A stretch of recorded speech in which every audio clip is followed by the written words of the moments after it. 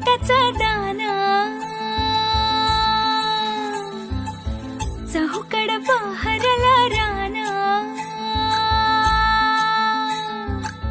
पाटामध्ये झुळू झुळू पाणी पाखराच्या चोचीतली गाणी शेतामध्ये राबणारा लेक काळ्या मातीचा राखडा तू मर्द माझा आभाळाच्या छातीचा वेडापीचा छंद असा लागला